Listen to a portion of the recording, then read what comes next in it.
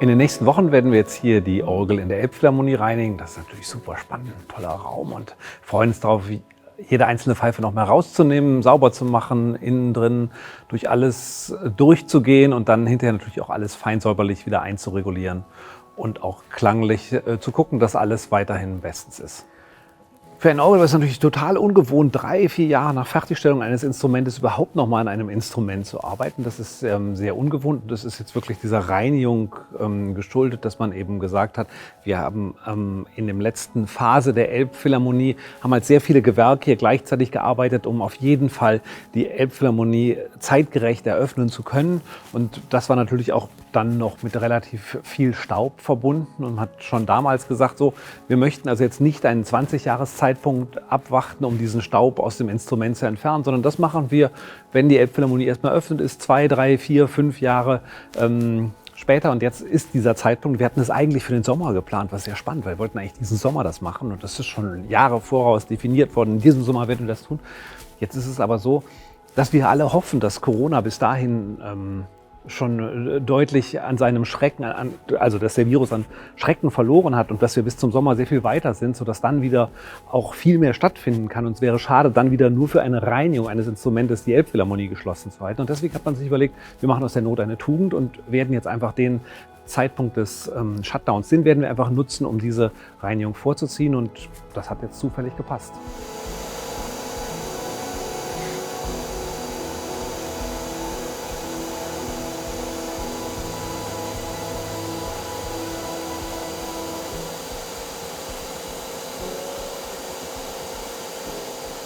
Ja, also ich bin ja jetzt schon mittlerweile fast 5 Jahre hier als Organist und auch Musiker tätig und kenne das Instrument sehr im Detail und war auch in der Aufbauphase ganz eng mit Dominik Haubrichs, dem damaligen Montage- und Teamleiter.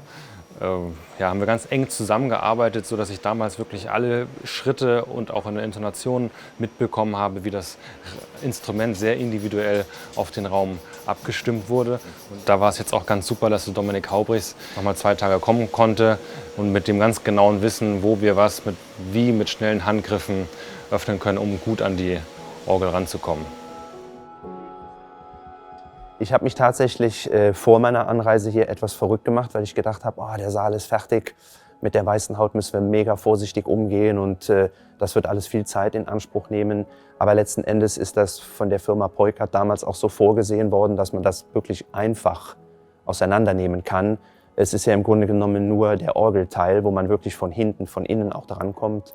Und das war eigentlich, darf ich sagen, easy going jetzt, ein paar Schräubchen lösen, die Platten nach vorne aushängen und zur Seite vorsichtig wegstellen, natürlich auf Decken lagern, dass man nichts beschädigt. Also von daher bin ich jetzt doch beruhigt, wo wir die Platten weggenommen haben, dass man doch gut überall auch drankommt. Also was an der Orgel tatsächlich komplex ist, dass das Instrument nicht wie in der Kirche quasi freistehend ist, wo man auch zum Beispiel bei einer Montage ein großes Gerüst drumherum hat. Man hat einen großen Stahlträger oben drüber mit einem Aufzug, wo man die schweren Teile einfach heben kann und ablegen kann. Sondern es gibt ja die Balkone, die vor der Orgel herlaufen. Das war damals schon sehr aufwendig für uns, das Instrument einzubauen, weil es eben sehr mühsam war, die ganzen großen Pfeifen, die Windladen, die Gebläse, die Bälge und so weiter, alles in die Orgelkammer, wenn man so will, reinzuschaffen. Und das ist heute auch so ein bisschen eine schwierige Aufgabenstellung, speziell mit der weißen Haut. Also der große Punkt an der Orgel war und wird immer sein, die Logistik, wie kommt man wo dran, weil es schon sehr kompakt gebaut ist. Also in dieser ersten Woche ging es ja erstmal darum, dass man im Grunde das neue Team, was da ist, mit dem Christoph Klemann und den 3 weiteren Orgelbauern, sich einen Überblick verschafft, wo ist jetzt was und wie gehen wir organisatorisch und logistisch vor, dass wir jetzt also erstmal von oben nach unten die Orgel auseinandernehmen, die Pfeifen rausnehmen, saugen, wischen und dann schon in der obersten Ebene wieder Pfeifen zum Teil reinsetzen und dann gehen wir in die nächste Etage und so gehen wir erstmal diese 4 Etagen durch und machen erstmal die rein mechanische Reinigung. Also es passiert jetzt noch nichts musikalisch, noch nichts Klangliches. Es wird erstmal sozusagen der grobe und feine Staub weggesaugt, gewischt.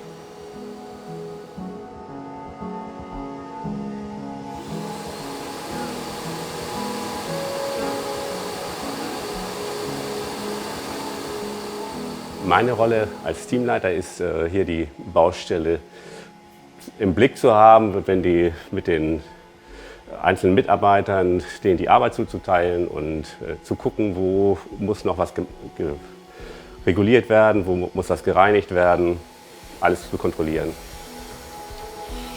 Wir haben ganz oben in der obersten Etage das Solowerk ausgebaut, die Pfeifen ausgebaut. Die sind inzwischen wieder eingebaut, das ist alles fertig. Dann haben wir das Pedal gereinigt, das sind die ganz großen, tiefen Pfeifen, die sind sauber. Und jetzt sind wir momentan am Hauptwerk dran, da die Pfeifen auszubauen. Und so arbeiten wir uns peu à peu von oben nach unten durch. Also wir sind gut im Zeitplan, also es läuft gut durch und ich bin froh, so gute Leute dabei zu haben, dass das läuft.